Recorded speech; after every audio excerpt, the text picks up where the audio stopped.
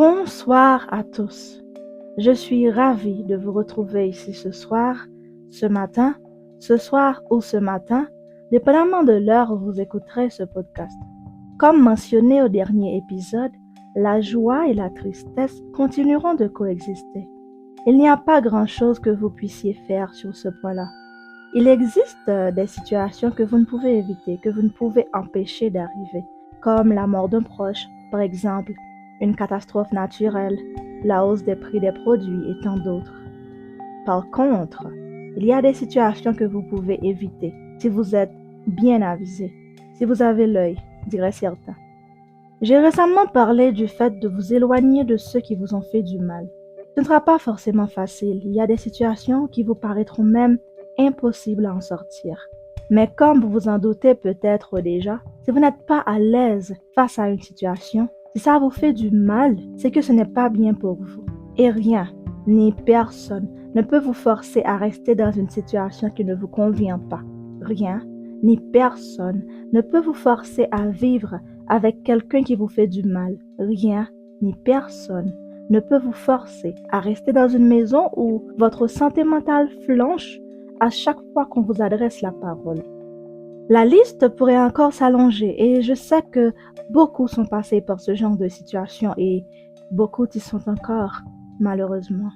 Le pire, je sais que beaucoup sont allés à l'extrême en voyant qu'ils n'avaient aucune autre solution, surtout quand celles qu'ils ont déjà essayées ont échoué.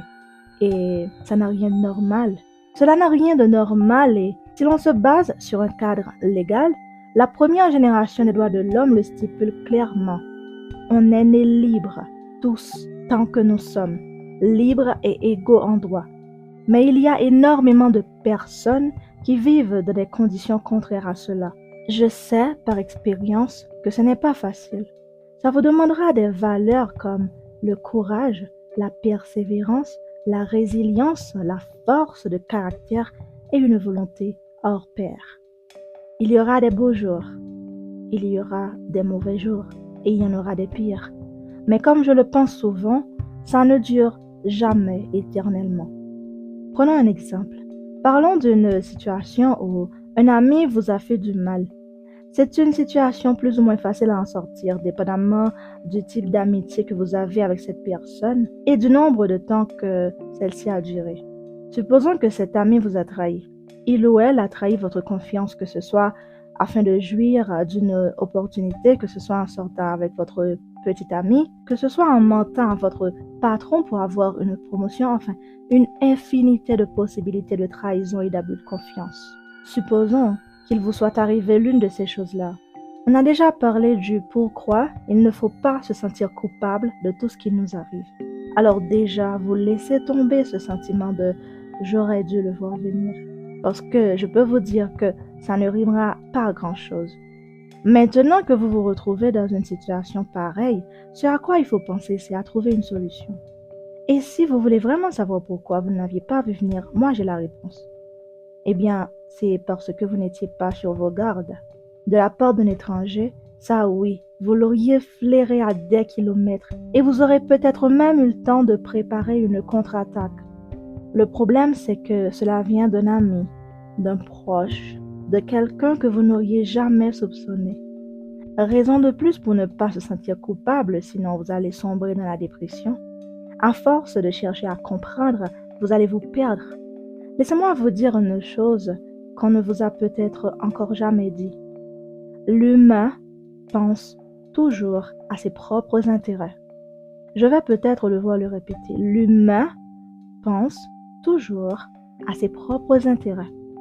Rares sont ceux qui refuseront une offre alléchante dans votre dos juste pour garder votre amitié. Et même là encore, ce n'est pas totalement désintéressé parce que en vous choisissant vous face à l'offre, il fait un choix stratégique en se disant que votre amitié pourrait lui être 100 fois plus bénéfique que l'offre. Il ne s'agit pas forcément d'argent. Vous pouvez représenter plein de choses aux yeux de cette personne. Vous pouvez être celui ou celle, voire l'unique personne qui la comprend, qui l'accepte telle qu'elle est, qui écoute et console ses chagrins.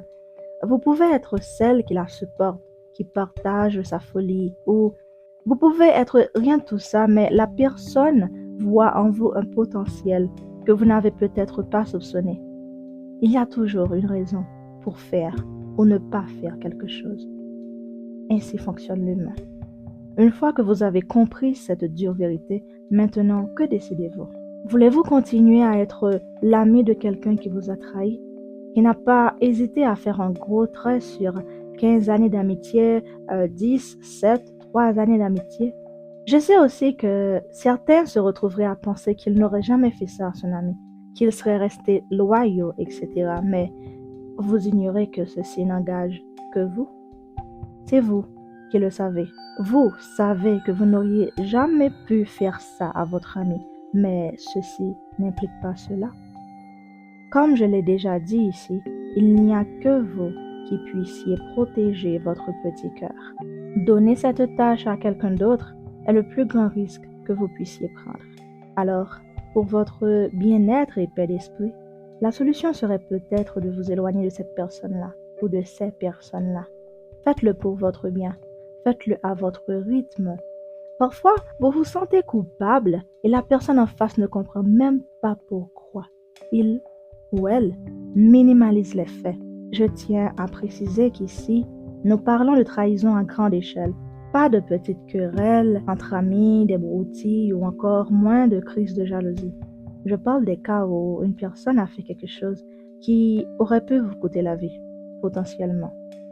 La situation est complexe et peut pousser à la réflexion.